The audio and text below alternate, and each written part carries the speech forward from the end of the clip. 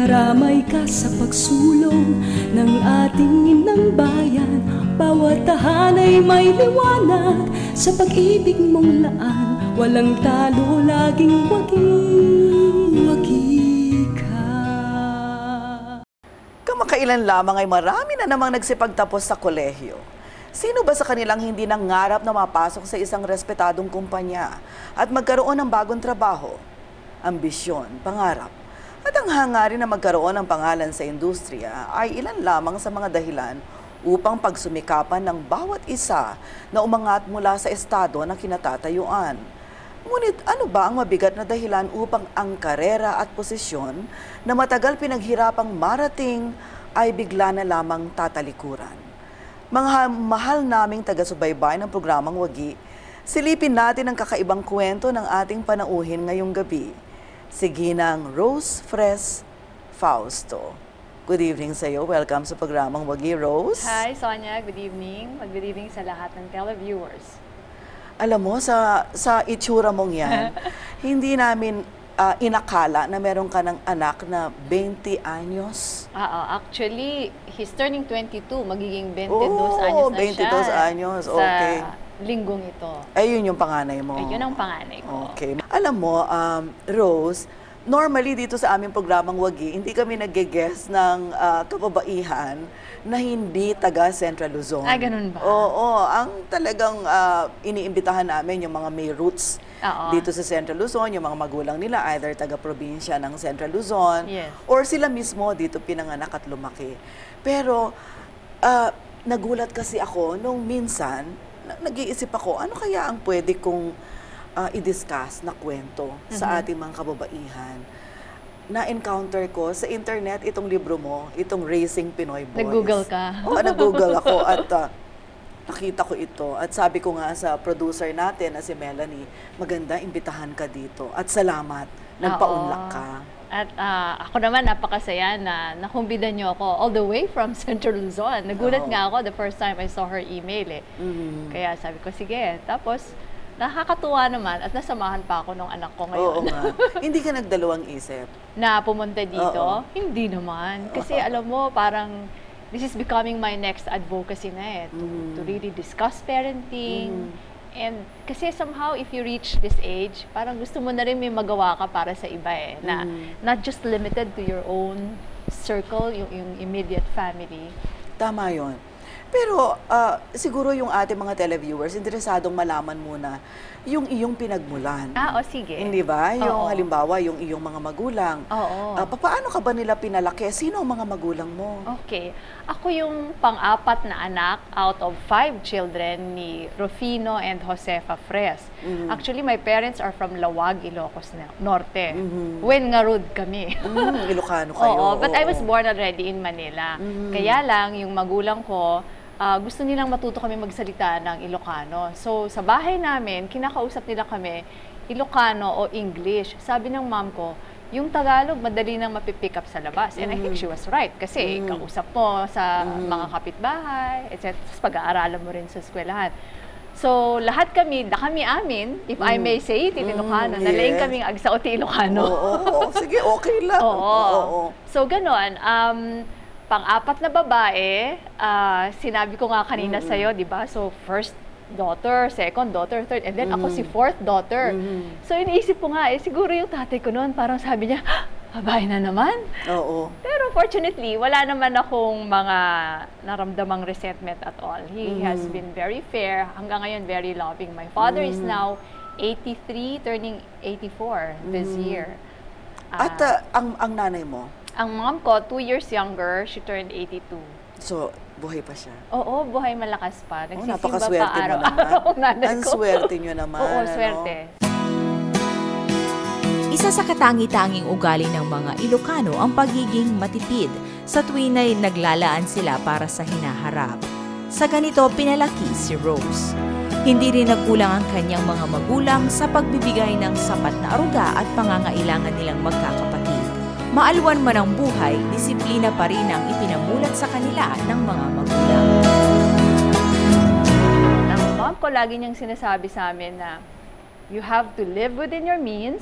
Pero may maganda siyang kadugtong nun eh. Oo nga, Because we nabasa always ko hear yun. that naman, di ba? You live Oo. within your means. Yung sa kanya, yung karugtong, but enjoy the fruits of your labor. Tama. Tama, di ba? Kasi mali naman yung tipid ka ng tipid, Oo. tapos hindi ka na nag-e-enjoy. Parang, oo. Tapos alam mo, ang parang analogy ko nga dyan, I liken it to a diet, di ba? Kung masyadong feeling deprived ka, chances are, hindi mo masusustain yung pagda-diet mo Exactly. eh. Pero kung you treat yourself once in a while, mas magiging sustainable and you will be able to make it a way of life. So parang ganyan naman yung tinuro ng nanay ko. Tama yun. Anything na parang makakatanggal ng mga maliliit na kaligayahan, the small joys. Yes. Di ba? Mahirap siyang i-sustain, hindi Oo, ba? oo. At hindi ka magiging masaya sa buhay. Lungkot ka na lang, tipid ka na. Oo, tama. Ang frugality o pagiging matipid na mga Ilocano ay may pinag-uugatan. Bukod sa bunga ng pagsisikap ang kanilang kita, pinaglalaanan talaga nila ang para sa kinabukasan ng mga anak. Kaya naman si Rose ay nabigyan ng maayos na edukasyon ng kanyang mga magulang. Nagtapos ako ng grade school sa Urduha Village School. It's a small school dun sa kung saan kami nakatira noon. Nagtapos naman ako ng high school sa La Consolacion School. Oo. Okay naman ako. I think I was doing well as a student. I would bring home honors. Tuntua naman nanay ko. Na gustong-gusto niya yung reserved seats eh. Kasi di ba kung honor student ka, meron kang reserved seats. Oo. And then nag-college nga ako sa Ateneo. I took up AB Economics. Bakit yun ang kurso napili mo? Nakakatawa yung kurso na yan. Hindi ko talaga, well, my manang, our oldest, took up AB Economics. And, well, I look up to her as really smart, intelligent. So, when I was trying to figure out ano bang ilalagay kong course dito, tinanong ko na lang siya, ano bang course mo? AB Economics. So, nilagay ko lang AB Pero Economics. di kaya ang mga magulang mo. Ay, simple lang kami. Simple middle class lang. We just had enough. So it was also very natural then for them to teach us how to be frugal because there's really nothing in excess talaga. Parang kaya nila kaming paaralin, pakainin. Pero ang mga eskwelahan ninyo, mahal. di ba? Hindi naman. Well, Kumpara yung sa iba, college, oo. oo.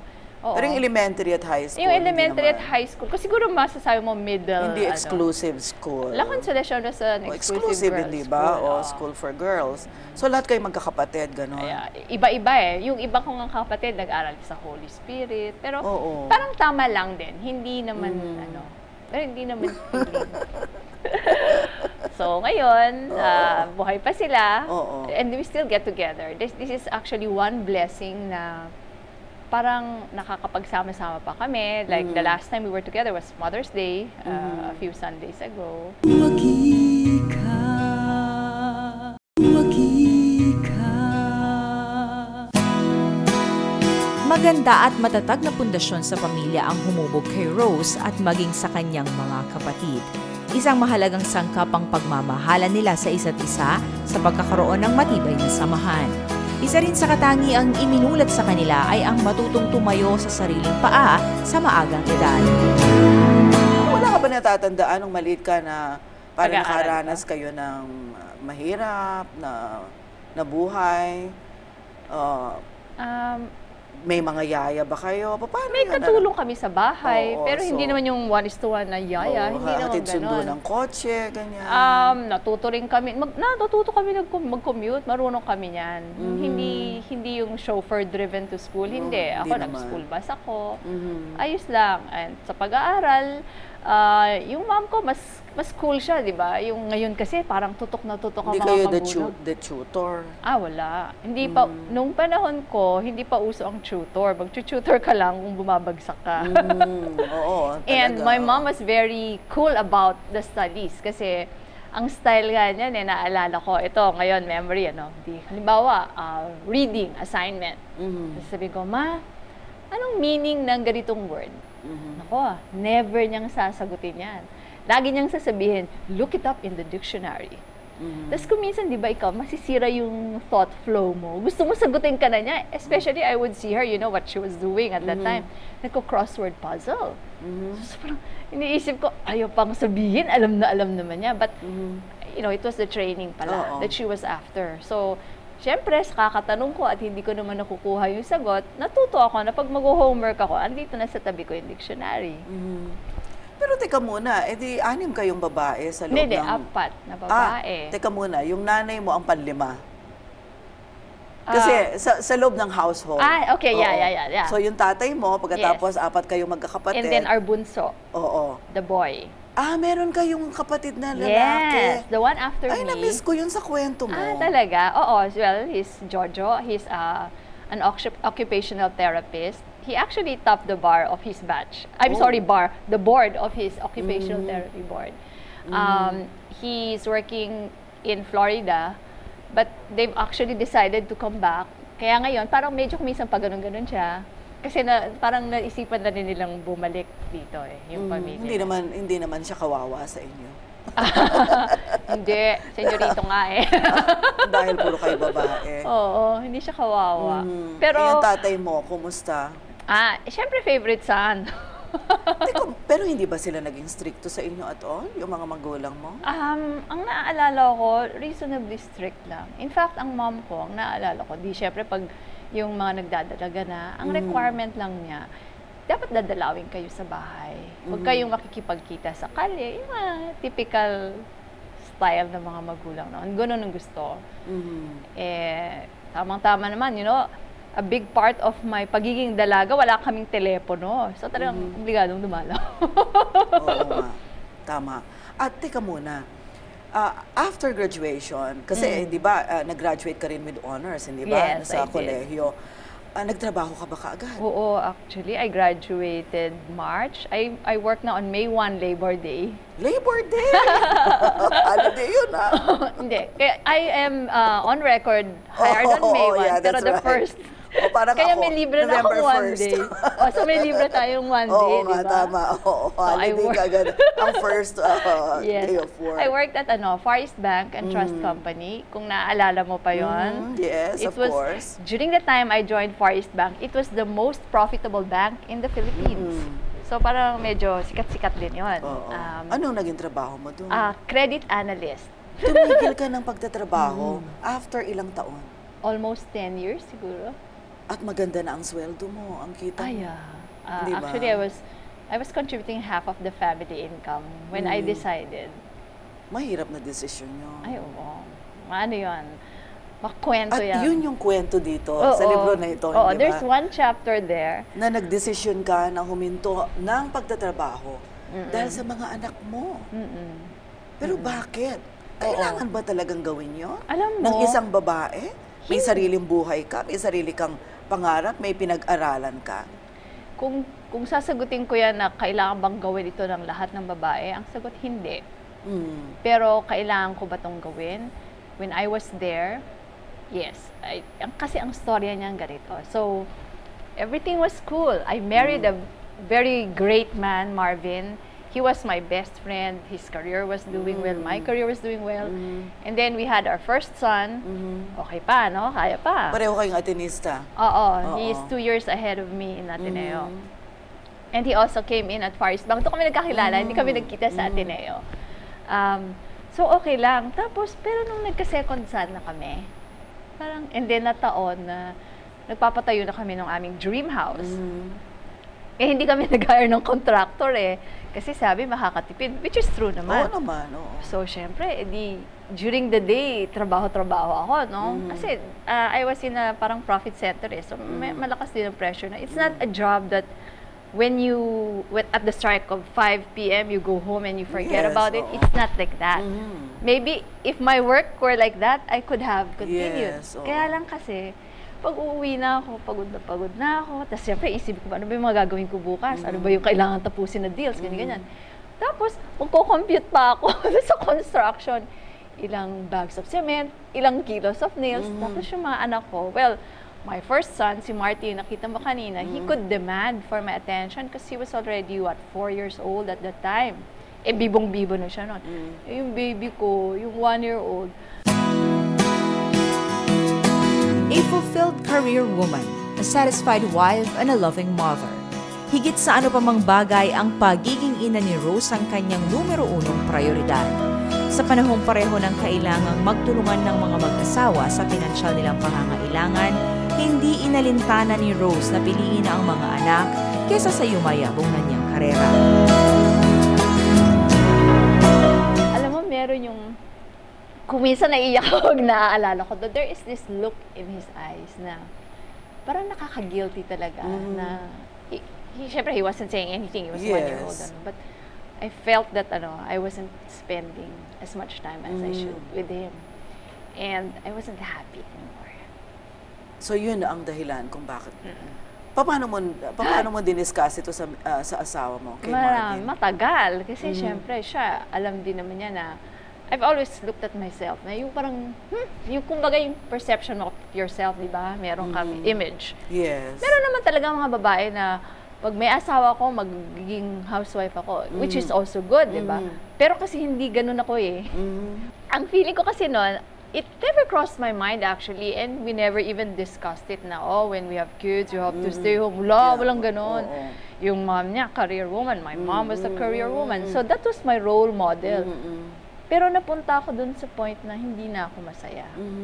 So, ang matagal na diskusyon, and he never imposed it on me. Yun ang ano ko pala, kumbaga, suggestion ko sa mga asawang lalaki, you should never impose. This is one decision for a woman that she has to make on her own. She has to reflect on it. Hindi yung i-demand mo, hindi yung... Hindi pwede. At gagawin mo kasi may mga kilala kondisyon, di ba? Kinukondisyonan na kailangan, kaya ko naman buhayin kayo. Oo, lalo na kung maganda naman ang kita ng lalaki at kaya-kaya talaga. Kasi meron naman eh. Pero alam nyo, kahit pa kaya-kaya nyo at sukli-sukli lang yung sweldo niya, kailangan mong galing sa kanya kasi pagkatao niya yun eh. Tama. Hindi dapat ibang tao yung nagdidesisyon. Not your husband, especially not your mother-in-law. That's right. So, dapat talaga, ikaw yun. Alam mo, anyway, my theory is that lahat naman ng babae may maternal instinct yan eh. Pabayaan mo siyang mag-decide. Pero looking back at all this, hindi mo pinagsisihan na nagdesisyon ka at that point in time na uunahin mo ang mga anak mo? Hindi. Bakit? Hindi ako nagsisi, but I'm not saying that there was never a day that I did not wonder.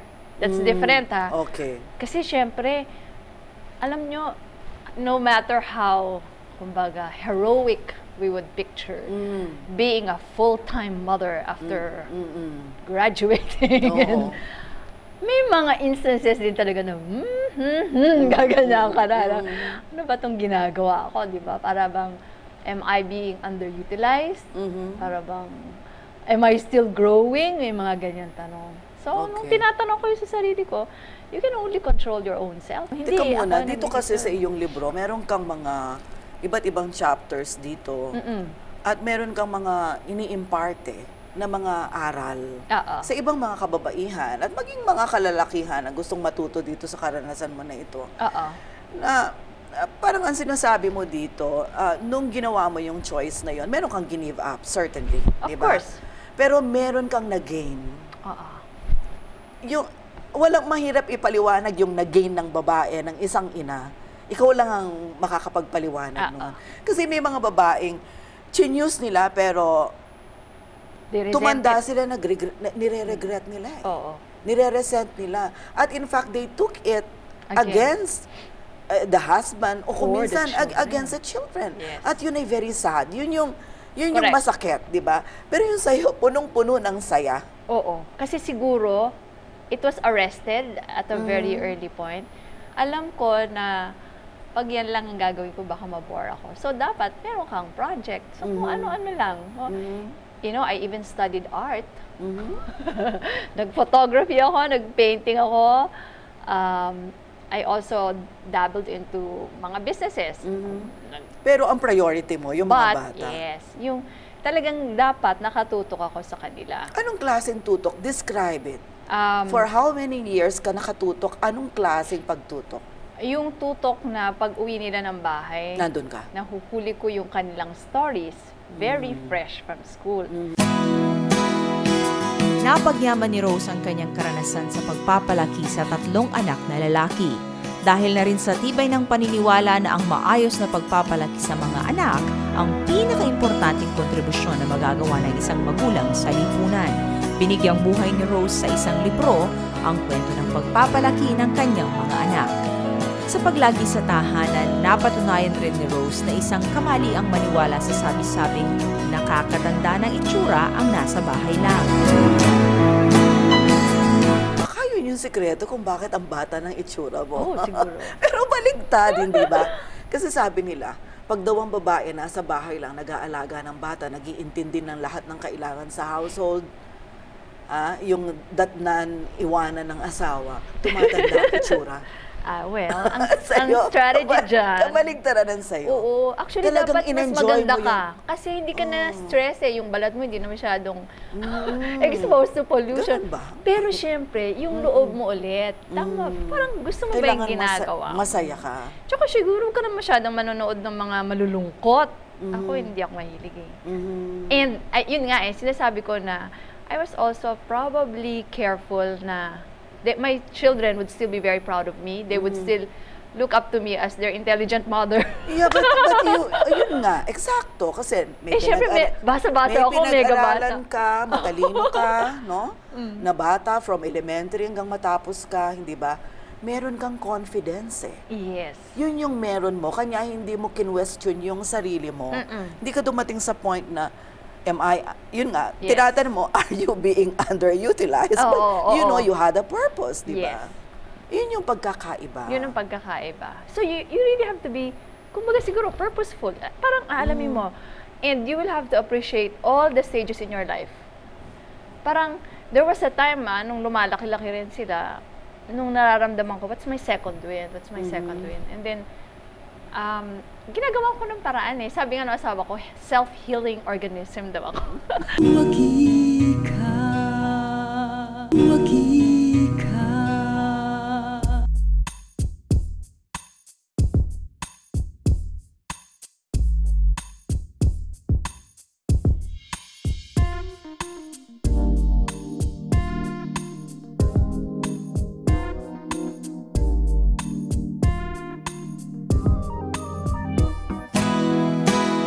Raising Pinoy Boys. Ano nga ba ang kaibahan ng mga batang lalaki sa mga kabataang babae?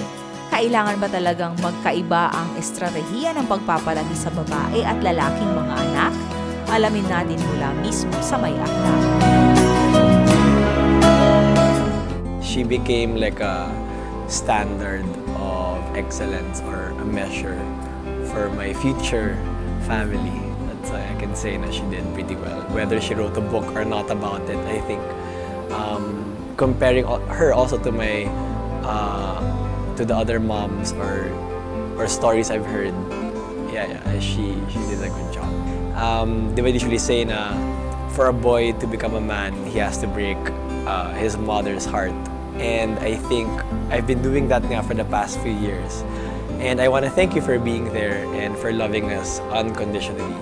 I look forward to the years to come when we have our own families, and then we'd have you as the beautiful Lola. Again, thank you for raising us well, and thank you for being there. I love you. Pero paano mo pinalaki yung mga bata? Paano ka ko sila nagdisiplina? Kasi dito, Raising Pinoy Boys. The discipline is very important. Ano pag magkakaiba ng Pinoy boys sa hindi Pinoy?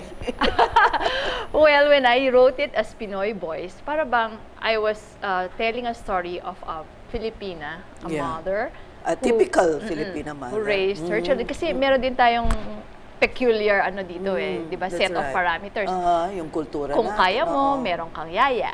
That's right. Meron kang support ng lolo-lola. Tapos, ilan yung sinasabi na medyo may pagka-mama's boy daw ang mga bata dito. Kasi parang may pagka-privilege na hindi tinuturuan ng housework. May mga ganun, di ba? So, at least sa amin, homogeneous. Wala nang ibang gender. So, kung tuturuan mo silang maghugas, lahat yan. Hindi yung babae, kailangan ikaw ang ganyan-ganyan. Hindi, walang ganon. Which is also good. Anyway, in terms of discipline, I would say that boys, generally speaking kasi if you compare boys and girls, syempre, araw-araw, binabasa-basa ko yung mga child rearing nun, mas kailangan ng lalaki ang rules. And they have to be explicit. In fact, I see that very clearly in my youngest son kasi he would always ask for black and white. So, is it allowed or not? Parang gaganyanin ka niya eh. Will you get angry at me if I do this or not? Parang ganun siya. When can I have a girlfriend? Yung mga ganon. Hindi, gusto niya yung give me specifics. So, palagay ko, ganun ang lalaki. Siguro yung mas structured siya. And then, another challenge in raising boys, in general, is that hindi sila masyadong expressive, di ba? Kaya, alam mo yung maraming mga kwento ng kawawa yung mga lalaki, yung nabubuli, yung maraming masasaklap na nangyayari. Kasi nung maliit sila, di ba, hindi sila pwedeng umiiyak. Umiyak, exactly. Di ba, bakla ka ba, gaganyanin na. So, pero kung babae, okay, di ba, pag yung lalaki, masyadong madagdag to, bakla yata, gagananin natin ka. That's right. So, yun, dapat maingat tayo doon na kailangan din naman sila mag-express. Tapos kung iiyak, para bang kailangan supilin mo lahat yung emotion mo. So, normally, pagtanda nun, medyo hirap siya, di ba? In fact, what we call nga the men who are very good in expressing, they are in touch with their feminine side. Di ba? That's what they say. Right. Yun yung sinasabi. One of the reasons yan, I mean, one of the challenges of raising boys yan, yung kailangan anuhin mo sila na maging expressive din, na hindi lang pang babae ang pagiging expressive. At lalaki lahat ng anak mo kasi. At lalaki lahat sila. So, sabi ko nga I wonder whether if I had a daughter, baka iba yung trato ko. Actually, gusto ko nga ding itanong. Kanya lang, baka iba ang trato, hindi ka nagkaroon ng anak na babae, so hindi mo rin alam, di ba? Teka muna, interesado ako malaman. Pag yun talagang, hindi ka ba dumating sa point na parang bugnot na bugnot ka, tapos galit na galit ka, inis na inis ka, tapos nasasabi mo sa mga anak mo na, nang dahil sa inyo, iniwan ko yung career ko? Never kong sinumbat, pero nabugnot na din ako. Nabugnot ka. Pero hindi ka nagsumbat. Never nagsumbat. I probably yelled. Shut up! Mga ganon. Okay ngayon. Di ba? Alam mo, umabot kami, syempre, 3 lalaki yan, nag-aaraway, araw-araw yan. Huminto lang yan na nag-interesado na sa babae. Ganun ba? Kaya pag may Tingnan mga mo, friends, pati yun, napansin mo, ha? Oo. Kapag may mga friends ako na sinasabi na, Diyos ko, hayaan mo, dadating din yan. Ngayon, very peaceful. At kailan sila naging interesado? Well, in their teens, they're interested na. In their teens, they're interested. Kasi ngayon daw, maagang nagliligaw ang mga nagliligawan. Kung nandyan ka, syempre, di ba, nasanay na sila na araw-araw kang kinikwentuhan. Oo. Pagdating nung panahon na manliligaw na yan, chances are, ikikwento nila yan. Pero wala bang tendency na pag nandun ka sa bahay, bawat kibot nila, pinakikialaman mo? Siyempre, kung sasagutin ko yan, sasabihin ko hindi. Pero ewan ko kung sila. Hindi. Well, ang routine namin nung bata sila, uuwi sila, mag-merienda, mag-homework kami.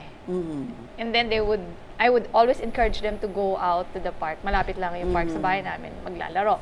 And bawal ang TV sa amin pag weekdays. As in bawal? Yes. In-explain namin yung logic, kumbaga yung rational behind the rule at home. So, nung in-explain namin, syempre, ganun sila, no? But you know, sasabihin mo, you can do so many things. You can go to the park. You can read, you can color, you can just talk to each other, ganyan. Kasi, ewan ko kung ilang usapan na yan. Siyempre, hindi kami democracy So, yung vote of 2 namin, yung papa and mama, nanalo dun sa versus the vote of 3. Pero at first, siyempre, medyo magre-reklamo. They will cite the other friends na pwede naman, ganyan-ganyan. But later on, they liked it na rin. Kasi, talagang so, wala silang TV sa rooms nila? Wala. Walang TV sa bedroom nila. So, yun, nasanay din sila. Tapos, ang uso nga nun, yung Pokemon. Na gusto din ba ng mga anak ko? Oo naman. Pati nga ako. Nakikinood Instead of them watching Pokemon, they would talk about it. They would even draw. Nag-iimbento sila ng mga features ng Pokemon. So, di ba parang mas creative yun? That's right. So, pero naman, Friday after school. Hindi kayo namalo? Hindi ka namalo? Malo rin kami, pero ang hirap palang mamalo. Parang it's always, that's why there's still a big debate about So dito sa pati yung pagdidisiplina nandito. Yeah. Pero you also talk about mga tao na kilala at di ba, mga achievers katulad ni Lance Gokongwei, ni Tony Meloto, Boss Sanchez. Bakit napili mo itong mga tao? Si Chris Chu pala, Of course. So, in-interview mo yung mga parents Yes, nila? that's right. At anong commonality? Ang commonality, they're all very successful, obviously. di That's ba? right. Pero somehow, parang they still have that humility.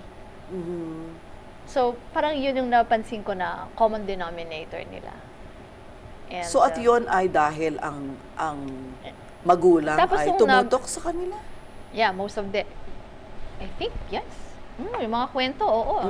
The end, well, in the case of Lance Gokongwei, hindi naman housewife si Mrs. Gokongwei. Pero, they would always be there. Very important din sa kanila yung mga meals.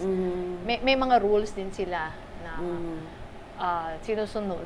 Tapos ganun din, si Tony Meloto, parang laging may mentor. Si Tony Meloto, hindi nga lang parents, meron siyang teacher who really saw the gift in him na smart kid to, and the teacher went out of her way na i-mentor siya. So yun, talagang, alam mo kung minsan, isang taong with authority lang to show some belief in a kid could change his life eh. Wagi ka.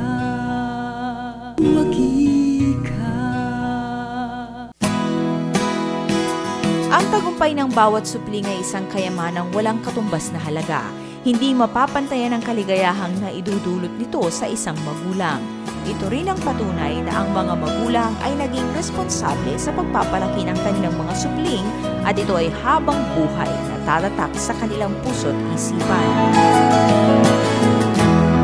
Ang pakiramdam mo ngayon, pagkatapos ng lahat, of course, tuloy-tuloy pa na hindi ka pwede mag-retire sa pagiging nanay, sa pagiging magulang, di ba? Oo. Kahit na may mga apo ka na or what, di ba? Pero pakiramdam mo talagang nagtagumpay ka dito sa desisyon mo na ito at nagawa mo ng tama yung pagiging nanay mo sa alam mga mo, anak mo. If I look at them now nga parang I can't help but say that was one of the best decisions I ever Mababait made. sila, marurunong. Marunong, mga honor students. Tapos sila, very confident. And they're kind and they're very enthusiastic about life. Ang gusto ko sa kanila, they know how to appreciate others who are better than them. Kasi di ba usually pag competitive yung bata, parang gusto niya siya lang yung That's laging right. bida. Sila hindi. They actually like to be in the company of really great kids like them. And they acknowledge that they learn more from them. Tapos, meron silang gusto in life na natutuwa talaga ako. Pag yung hindi na sila takot ng mag-fail. Di ba kasi kung minsan, that's what you have to look out for eh. Pag That's yung right. bata laging honor student, baka mamaya ayaw nang sumubok na kung hindi siya magaling, di ba? Tama. Sila parang sila. Kasi naman, that's the dad, my husband, si Marvin, he would always remind them na if you learn how to fail, you will never fail.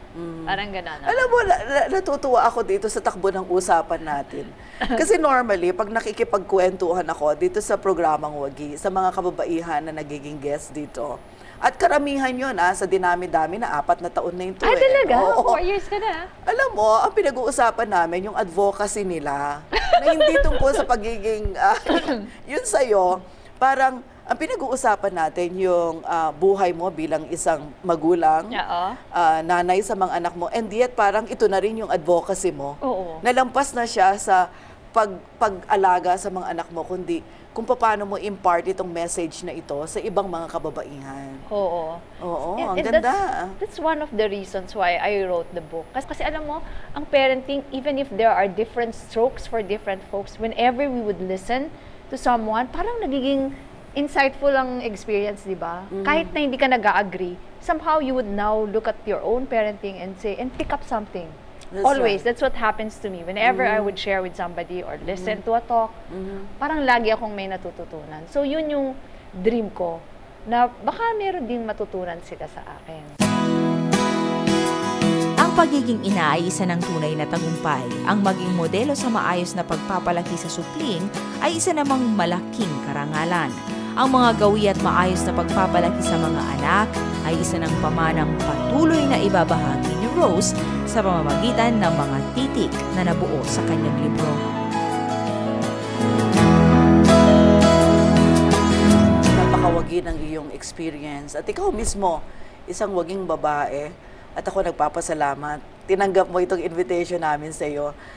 Alam mo, Rose, normally dito sa Wagi, bago tayo magtapos, bilang pagpapaalam, hinihingan namin ang aming bisita ng diretso niyang kausapin yung audience. Okay. Kung meron kang nais iwanan na message o pakisabi mo na rin, saan sila pwedeng Okay. makakuha nitong book na ito? Itong libro na to kasi, this is available in all leading bookstores, National, Power Books, and Fully Booked in Metro Manila. Ang message ko talaga is, parenting is such a wonderful privilege that was given to us. And I firmly believe that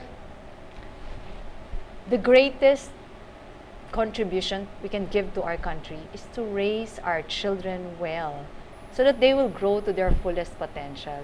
And it is in fact the greatest service that a parent can do, because God gave you that great privilege to procreate. And it's very important talaga. You have to figure out how you will be there. Kasi ang bilis talaga. Alam nyo, dati, mga little babies lang yung mga anak ko, tapos biglang, boom, eto na sila. And it's so hard to impart your values in your children if you are not there. That's right. That's right. In fact, I even wrote a poem. It's here ang pamagat ng tula ko, Be There. And more or less, it embodies my take on parenting. Na kailangan nandyan tayo. Kung gusto nyo pa rin ipagpatuloy ang inyong trabaho, go ahead. You just have to carve out something and try to structure something so that you are not missing on this. Kasi alam mo, pagdating ng araw, kung nagka-problema sila, may hirapan na sila na ikwento pa sa'yo yun dahil ang dami mo nang na-miss na chapters, kumbaga, sa buhay nila, di ba? That's right. Maraming salamat sa mensahe mo, Rose. Napakaganda ng iyong buhay, thank you, ang iyong karanasan. It was a pleasure. Napakadaldal. Ako ay maraming natutunan sa iyo at siguro pwede kong sabihin ngayon sa mga tagapanood natin na isang bagay siguro na nakapagsisisi nga para sa isang magulang na tulad ko, na nung mga panahon na lumalaki yung mga anak ko, yun yung mga panahon na wala ako. At sana, hindi pa huli ang lahat. Oh, yes. Para sa mga ibang mga kababaihan at mga magulang ngayon, na ma-realize nila yung importanteng mensahe mo, be there for your children. Thank you so much. Waging-wagi ka talaga. Salamat. Again. Thank you so much. Be there. A lesson in child rearing. Be there for your child when he is helpless and wrinkled, for no amount of caring from others can match the warmth of your soft breasts. Be there when he makes his first step, with your camcorder all set, and be ready to shoot, for this scene is so cute. Be there on his first day of school, and as much as you can when he comes home from school. Be there to catch his stories fresh, for weekend is such a long wait. His stories you may never get. Be there to help him with his homework, even if this means quarreling with each other. You'll be surprised how fast he can be independent, for he wants you out of his sight as much as you do just to avoid the fight. Be there during conferences with teachers, no matter what your little boy has in store for you, be it an honor or one trouble or two. Be there when you set your rules, for he learns easily by example. You'll be surprised that even when you are away, your rules he will still obey. Be there when he wants to play. His new tricks he will surely display. You'll be surprised to learn something new about your boy and even something about you. Be there not just for him, but for you. And savor all the flavors of child rearing, the laughter, the cries, the glories, the troubles. For For one day, when he is grown up, you will surely say, I'm glad I chose to be there for you. Now, be there.